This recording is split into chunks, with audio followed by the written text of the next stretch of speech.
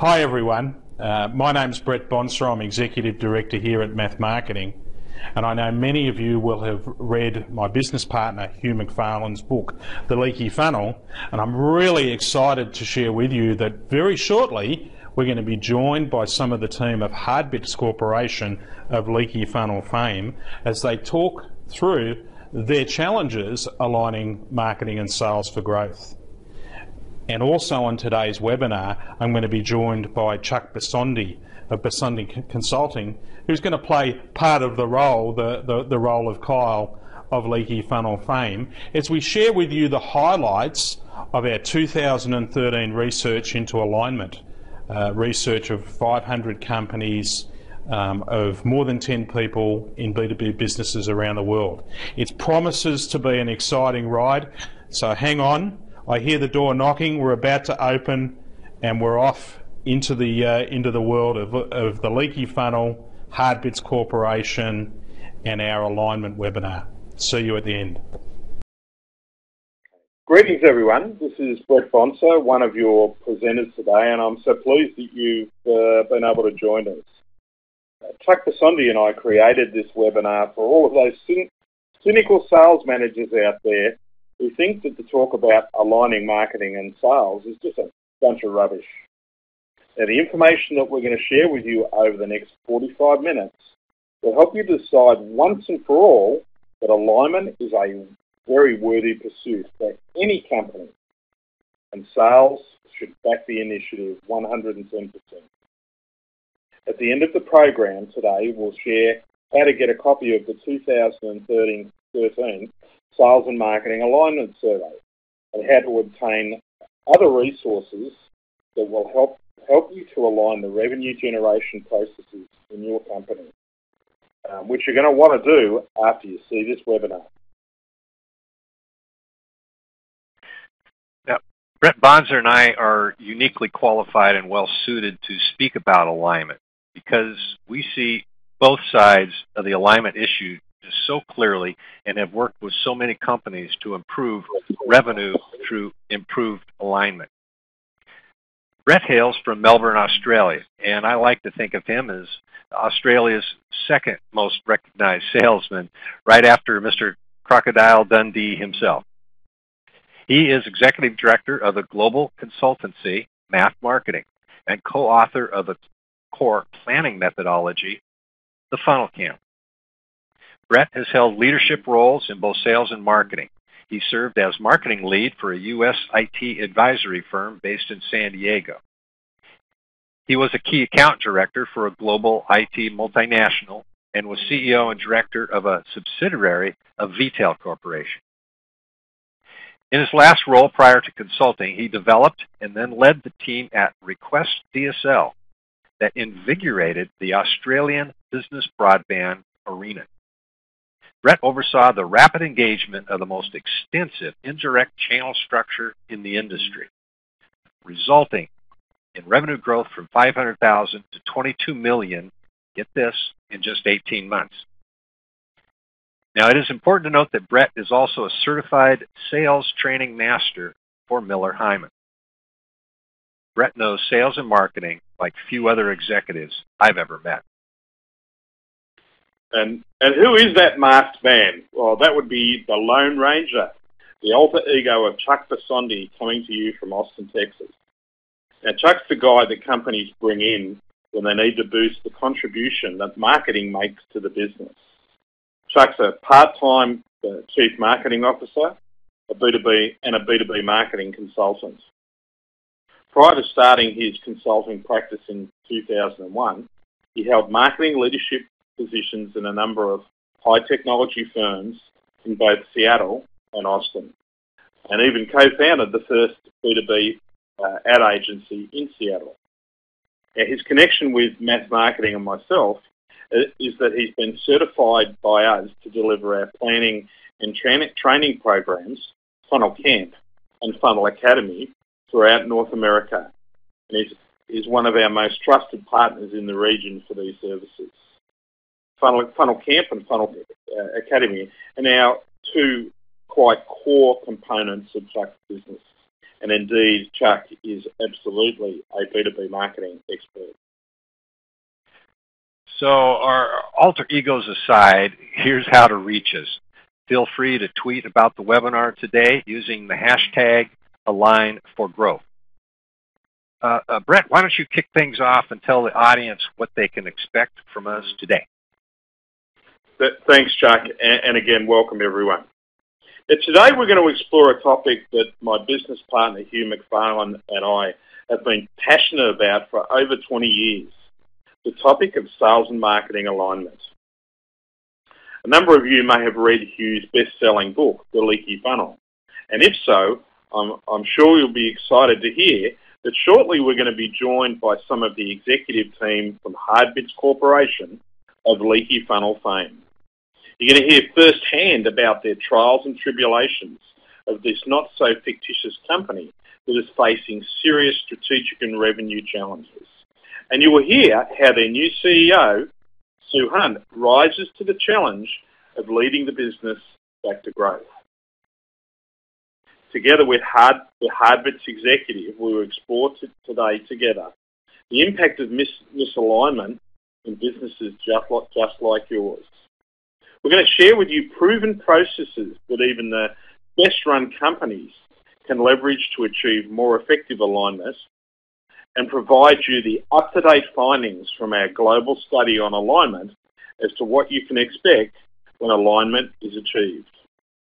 And our promise is that you will leave today's webinar with 3 actionable insights to drive further alignment and thereby enjoy superior revenue performance in your business.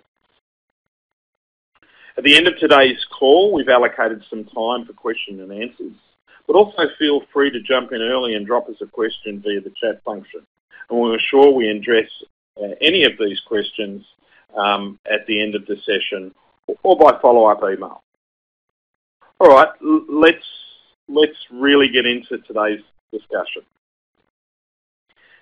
Now, this is one of my favourite cartoons. It shows marketing guys throwing leads into a canyon, hoping that someday the leads will be plentiful enough to bridge the gap between marketing and sales. But the alignment issue is far more complex than just lead volume, which is why achieving real alignment is proven to be so elusive for companies, even if it sits on the A-list priority for many business leaders around the world. Now, in our 2005 alignment study, MathMarketing really defined the debate on alignment globally. That first study indicated that well-aligned companies were growing 5.4 percentage points of growth faster than their not-aligned competitors. They were closing 38% more effectively from proposed to close, and they were losing 36% fewer customers. And these businesses were seeing marketing's contribution of at least 24% of revenue within the business. But much has happened since then.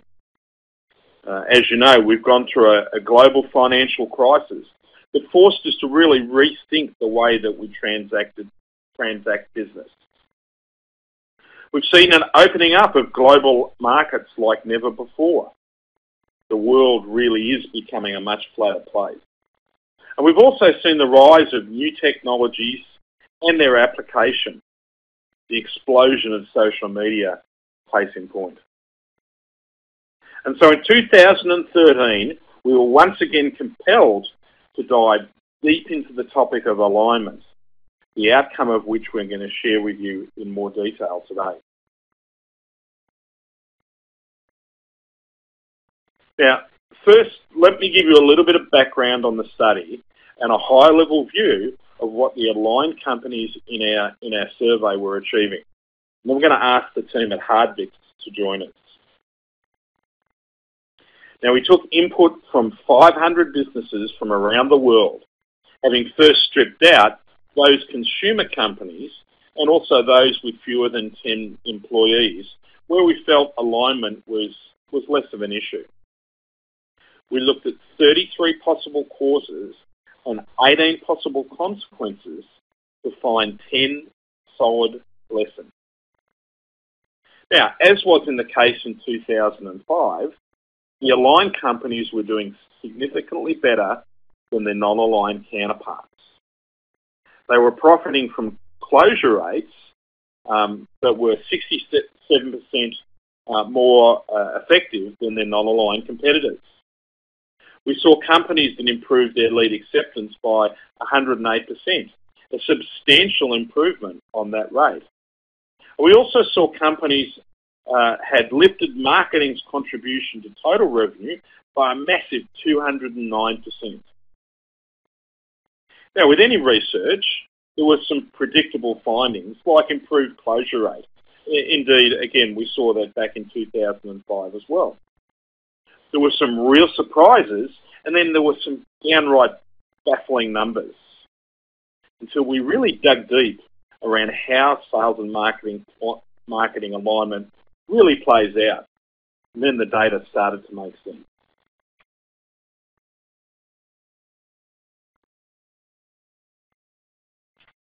You know, global statistics from surveys are fine, but sometimes we can learn more by looking closely at the situation in a specific company.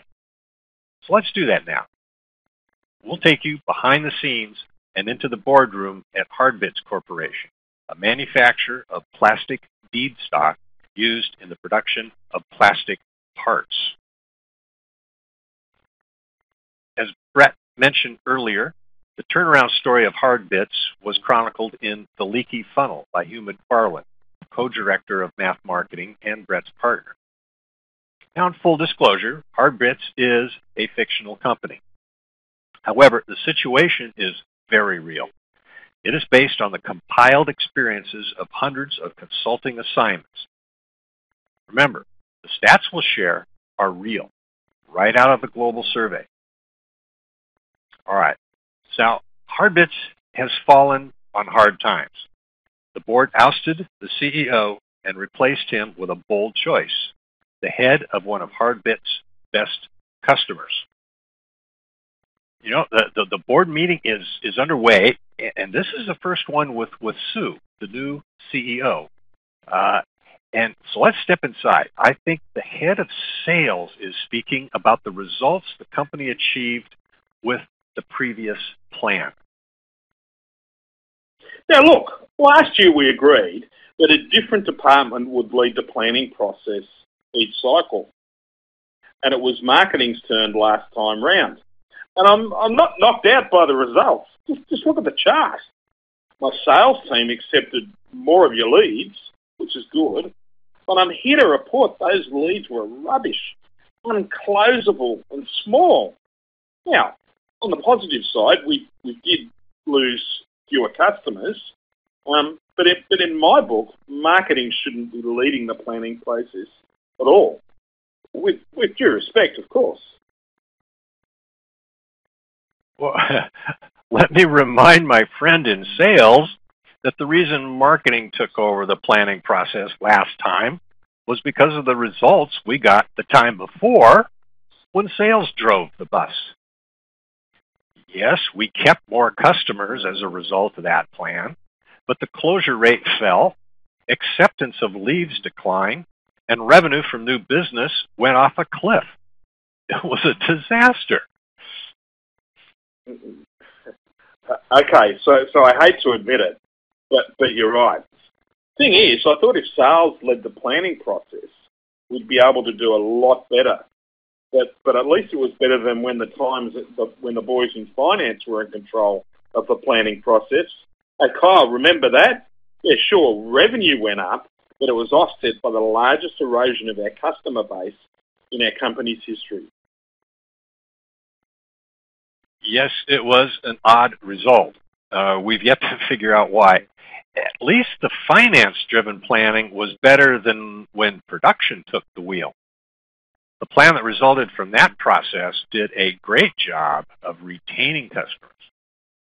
But our closure rate hit the floor, the lead quality deteriorated, and the revenue from new business declined by 2/3. Frankly, the plan sucked at getting new customers. Now, I love our production team, but we can't let them control the revenue planning process ever again.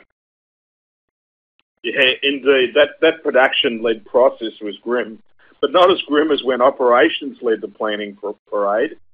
Good grief, lead quality was terrible, and revenue from business non-existent. Okay, so you can imagine what was going through the new CEO's head at this point.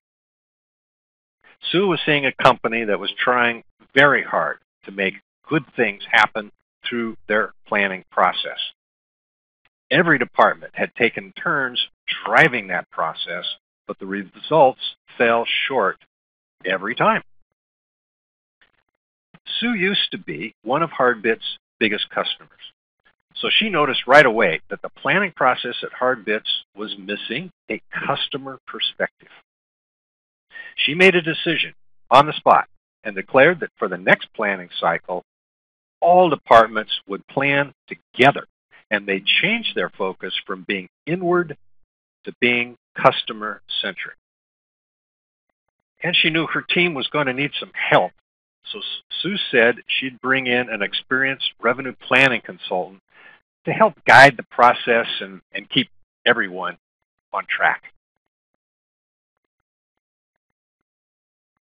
And so Hardbits went through its next revenue planning process with the whole team focusing on the customer and working to get together under the direction of the consultants. The plans were implemented and the results tallied at the next board meeting. Now, let's see what has changed. Again, now a reminder that data that you in the previous slides and what you're about to see is real. It comes from our global study of 500 companies. What Hardbits experienced after sales, marketing, and for that matter, the entire team joined forces in the planning process was absolutely remarkable. The CEO reported to the board that joint planning lifted closure of marketing leads by 56%. And 31% more of these leads were accepted by sales. And new revenue from new business soared by 62%. Now, this was slightly offset by better equipping the marketing team via some more training, but that was really a very small cost. And furthermore, the team planned faster than ever before. In previous planning processes, the whole program took months. It dragged on forever. But this time round, the process was completed in just 4 weeks, following a far more disciplined and timely approach, led by the consultants that boosted performance. So what the Hardbits team learned was that when planning was conducted quickly, in 1 to 4 weeks, and often the contribution to revenue by marketing doubled. The data shows that marketers need feedback to know what to change. And from the sales perspective, there certainly isn't anything wrong with shorter planning periods. If you're a bit skeptical right now that Hardbits was able to improve revenue performance so dramatically just by having departments plan together, well, you're correct. What made the difference for Hardbits was how they planned together. They adopted a completely different viewpoint from the inwardly focused perspective they held during previous planning periods. The real key to the Hardbits turnaround was taking a buyer-centric approach to the go-to-market revenue planning process. Now, we'll unpack it for you next. It's a proven process we invite you to adopt in your respective organizations. But first, a reminder that at the end of the program today, we'll share how to get your copy of the Sales and Marketing Alignment Survey and other information. Now, the term the buyer's journey was first coined by MathMarketing and my partner Hugh McFarland and referenced in his book, The Leaky Funnel. Let's drop in on a conversation with Sue Hunt and Hardbits VP of Sales, Brett Marsden, as Sue describes that journey to him. Brett, I know you've always planned your selling activities around the notion of a sales funnel, MQL, SQL, propose, close. But I can tell you when we're dealing with your team as customers, I simply wasn't thinking about your process at all. As a customer, I took a very different process. We had our own journey. And regardless of your sales objective at the time, our focus was only on these problems that were pressing and offered good return that gained investment support. Lots of projects got shelved along the way, and some of these even happened in the last stages of our buying process. Guys, I'm sure we weren't as unique as a Hardbits client, and I'm convinced that we need to start focusing on the marketing and sales team on our customers' most compelling problems if we want to improve results. Sue brought the team back together and once more to workshop through this issue of customer problem. Let's think about this from 4 different perspectives. What problems do our current customers have that we solve? What about our previous customers? What additional problems might we add from this group? And our channel partners, what problems are they uncovering that we solve? And then reflecting upon our solutions and working back from this, are there any additional problems that we might add? Well, at the end of the session, Sue, Brett, Kyle, and the whole team marveled at that long list of quality problems around which they could drive future business. And yet Sue pushed the team even harder. She asked them, or she tasked them with finding that nugget of gold for the business, that singular compelling problem that would be the future rallying point for the new customer-centric approach. Now, armed with that long list of problems, the team at Hardbits rationalised their list down to a short list and then leveraged the GE McKinsey growth model to graph the results of their scoring. And as you can see, those details are here in the bubble chart. Hardbits was a supplier of raw materials for plastic manufacturers. The quality of their plastic feedstock had a significant impact of the quality of their end customer's product. So the best customer problem for Hardbits to focus on was solving the reputational risk customers faced when product quality fell. The team were truly excited by the clarity this gave them. Focusing on a single problem greatly simplified the solution and value proposition that they needed to bring to the market. But this focus still had to be translated into revenue potential. Therefore, once again, the team turned to the buyer's journey and began to apply conversion metrics to each stage. They studied their website analytics, email and call history, proposal register, and sales pipeline to assess how many buyers entered each stage and how many leaked from each stage. In other words, how many didn't progress in a set period of time. The data was sorted by stage, so Hardbits could answer the following questions. What percent acknowledged Hardbits as one of the companies in the category, and what proportion failed to reach this stage? Now, you could call this the awareness stage. Of those, how many acknowledged their interest in knowing more? From interest, what proportion acknowledged they had a problem that Hardbits could solve? Of those, how many had a commitment in their companies to solve the problem? Of those, how many made it through the Hardbits qualification process for the sales team to put a proposal on the table? How many of the prospects agreed that the Hardbits proposal was the preferred one? And then, of those, how many agreed to commercial terms with Hardbits to close the deal?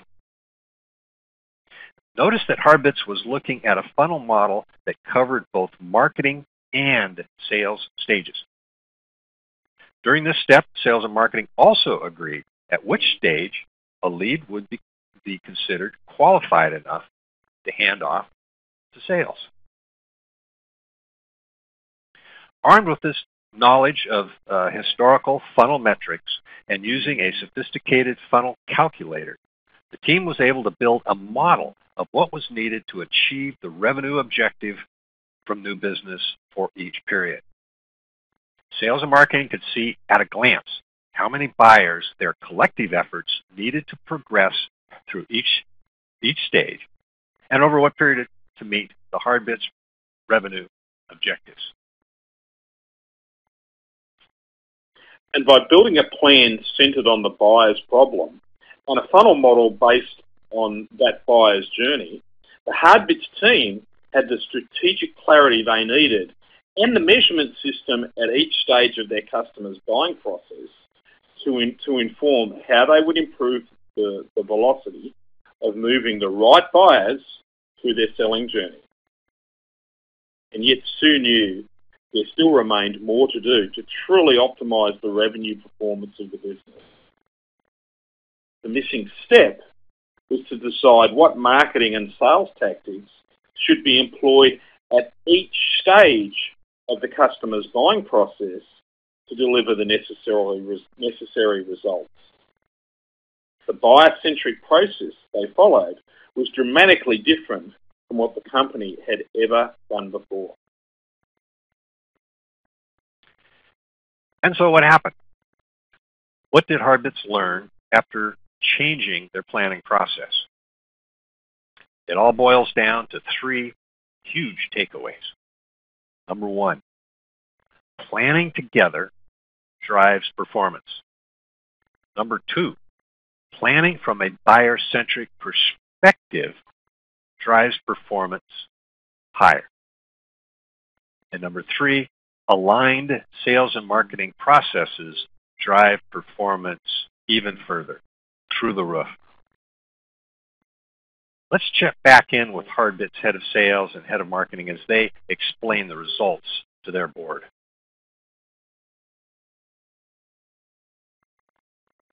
Now, we found that if we invest in sales process and some supporting training, first it had an effect, but only on lead acceptance rate. What we saw in developing a really good sales process is that MQL, or Marketing Qualified Lead Acceptance Rate, grew by 26%. And Kyle, that was a really meaningful improvement. And yet despite that, and this was a little bit odd, we saw no improvement in marketing's contribution to total revenue. These were kind of contradictory results. You know, my sales team was more willing to accept the leads, but we weren't gaining greater return from, Kyle, your overall marketing investment. And frankly, we were a little bit confused and a little bit disappointed. Well, when we looked at the impact of improving our marketing processes and the training that went in to support it, we fully expected an improvement in lead acceptance rates. And yet the results showed no such change.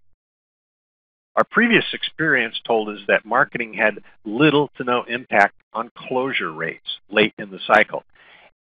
And yet we see now that there are a number of key decisions wholly in marketing's control that do impact closure.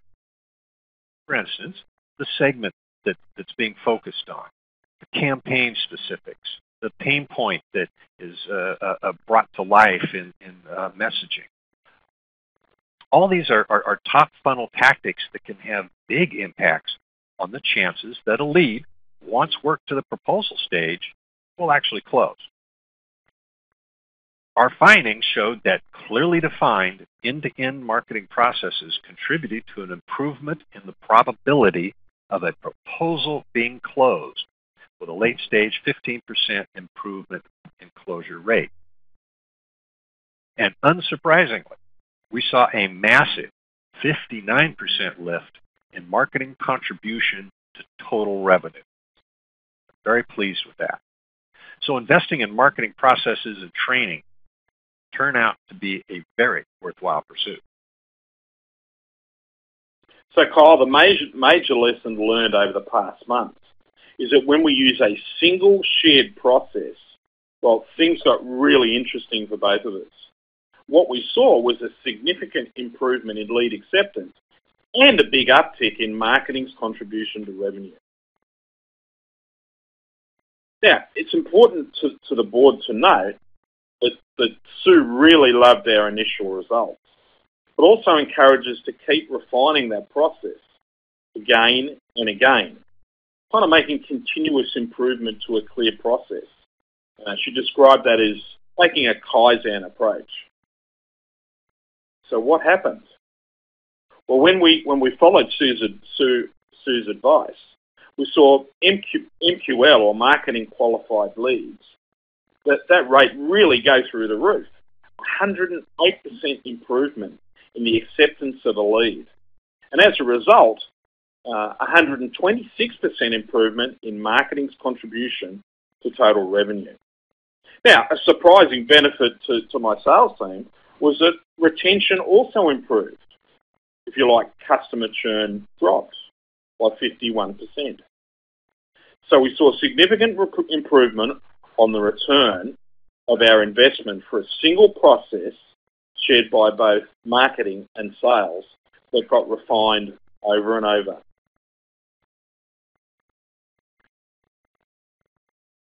The three takeaways from the Hardbits experience, and that's also reflected in the Sales and Marketing Alignment Survey that we've been quoting, is 1, plan fast, often, and together. Number 2, focus on the buyer, not on your internal processes. And number 3, build shared and aligned processes to progress buyers. Now, Brett and I will quantify those statements before taking your questions. What do we mean by, and what did we see when we planned fast and often? We found during our initial research that companies that invested in joint planning lifted closure of marketing leads by 56%.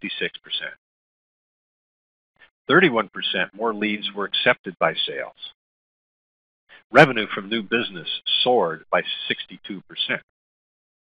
Furthermore, the teams that planned often and quickly, meaning say 1 to 4 weeks, saw significantly higher returns from their marketing investments than those that did not. Take a buyer-centric approach. Now, Hardbits' new CEO transformed their business by listening to the voice of the customer. And certainly in MathMarketing's experience over the last 14 years and more than 400 engagements with the likes of global brands, including IBM, SAP, Agilent Technologies, NEC, Sony Corporation, and many others, or well-established companies like Komatsu, the Swiss Post Office, Brambles Group, and Transfield Services, along with many fast-growing small to medium-sized companies. This buyer-centric approach has paid dividends time and time again. Start by building your strategy around the buyer. Find a problem for which you'll be most richly rewarded, but also where you have greatest relative strength. And then ask yourself, who most has that problem? Because ultimately, that's who you should be selling to. Look at what best solves that problem, because that's what you should offer. Consider who else solves the problem, because that represents your true competition. And also ask who's best equipped to engage the buyer around that problem, because that's going to inform your channel strategy. And once you've done that, map the journey of your buyer, those that progress, but also those that fail to progress, and then model your sales and marketing funnel that you need to achieve to drive the revenue objectives of your business. And finally, number 3, build aligned marketing and sales processes to progress buyers. When you take an aligned process and just refine it to make continuous improvements to a clear process, superior results are achieved. the research showed a 126% improvement in marketing contribution to revenue and a 51% reduction in customer churn as a result. Now, have no doubt, alignment is a worthy pursuit. Again, our global research showed that aligned businesses were lifting closure rates by 67%. They were experiencing improved lead acceptance by 108% and saw a massive uptick in marketing's contribution to revenue by 209%. Now imagine what a performance lift like this would mean to your business. What should you do next to drive this outcome? Where does the road to sales and marketing begin? You might be asking that. Well, I suggest that you first arm yourself with strong data to help you convince the CEO and others that alignment pays big dividends. The survey report we've referenced today certainly goes a long ways to that end, and the next slide will show you how to get your copy. And also, and again, this is going to sound a little bit self-serving for a consulting business, but I recommend that you seek external support for aligning the sales and marketing processes.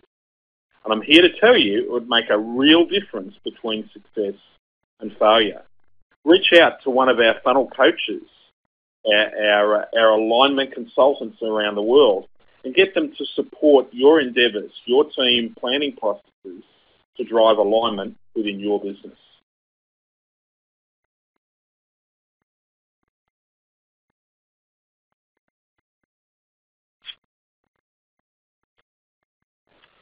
Now we have a few minutes to take a number of your questions, and Chuck and I are going to handle as many as time permits. We'd love to hear from you. Now in the US, reach out to Chuck. Outside the US, reach out to myself. Chuck, I'm seeing a lot of really good questions come through the chat room. Why don't I take the first one? All right. Let me read this question to the group. You recommended building a model of your sales funnel, and I was intrigued as to how you go about this. Right now, we are looking at a number of views of our current pipeline in our CRM, but don't really use this to plan beyond the next couple of quarters. Now that's a really, really great question. It kind of takes me back to my days as VP of an Australian telecommunications carrier. You know, the challenge is, and it was for us at the time, that the CRM really only tells you about kind of current quarter. It tells you what is, but very little about what it needs to be. Now, to create a forward model, you're going to need to do some homework. From a combination of your CRM, your marketing automation platform, go look at email histories, proposal repositories, and engage your team in direct discussions to determine metrics for average buyer progression. So what does it encompass? The average time that a buyer takes to progress their journey. Have a look at the average number of sales meetings for each stage of the selling process. Have a look at how many buyers progress and how many leak at each stage. And then also add the average deal size of an average transaction. You can then take this data and leverage a sales funnel modeling tool that gives you a view of what the future needs to look like. Now we have a sales funnel modeling tool on our website, a free one. But then when we work with clients around the world, we also use a far more sophisticated model called Funnel Plan to drive that outcome. And one final thing, don't get stressed first time about if the model is imperfect, because it always is. Just start with a model and then use it to improve over and over again. And ultimately, that's going to drive better outcomes for your business. Chuck, why don't you take the second question? Okay. Let's see, I'll read it. Several of your slides showed what looked like a marketing plan template. Are you making that available? What you saw isn't a template in the purest sense of the word. It's the output that results from the aligned go-to-market planning process MathMarketing developed. There is additional information about Funnel Plan in the information we're making available to you. Next question. Chuck, why don't I take this third one? This third one. It's a good one.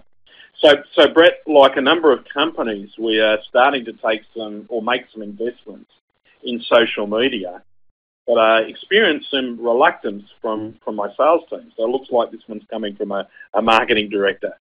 Do you have any advice? And did your research identify how much we should be investing in this form of marketing? And I can't see your. I can only see your email address, but not your name. But marketing director. Unfortunately, we never looked at this at the investment numbers around different sorts of marketing tactics.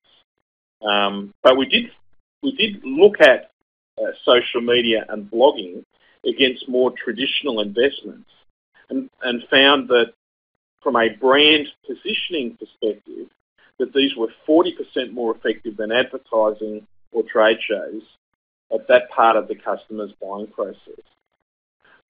But also a word of caution, don't go overboard on this.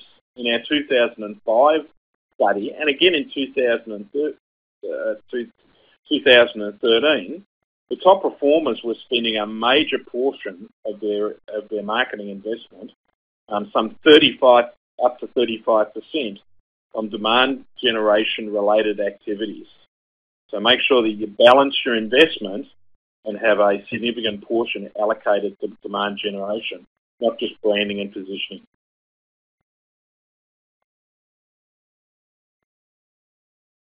Chuck, why don't you take that final question? It's a good one as well. Certainly. Let's see. It says, I run sales. How much of my time will it take to do the kind of alignment you guys discussed today? It's sure understandable that you want to know how much time an initiative like this will take away from selling and managing your team. Based on the alignment projects I've run, the head of sales invests between 15 and 30 hours of time spread over a few weeks. Not a bad investment of time considering the potential returns. And also realize that this time is spent face-to-face with your peers in other departments. It's high-quality time where issues are hashed out and decisions made that directly impact your team's ability to make its number. And so thank you for that question. It looks like we are out of time. Sorry we couldn't get to all the questions. If we missed yours, don't hesitate to email Brett or me. We'd love to hear from you. Thanks so much for your interest and attention today. Brett, would you like to say goodbye to the folks? Yeah, absolutely, Chuck, or in your alter ego, Kyle, from today's call. Thank you also to Olivia, lovely little cameo performance there as the CEO, Sue Hunt, and to everyone on the call, my best wishes, and may your funnels always be flowing freely. Thanks for attending the session, and bye for now. Well, thanks everyone for attending today's webinar, and of course to the team at Hardbits Corporation for sharing their journey around alignment and how they drove growth within their businesses. I'm hopeful that you've taken a few actionable insights to drive alignment within your own businesses, but I know that the alignment challenge is one that often takes real effort to get achieved. So if you're looking for assistance, reach out to us. One of our global funnel coaches around the world, and you heard from Chuck Besondy, but there are others as well. or drop me an email at my email address that's on screen, or even a phone call here to MathMarketing's Melbourne office. Thanks again for joining us, and may your funnel always be flowing.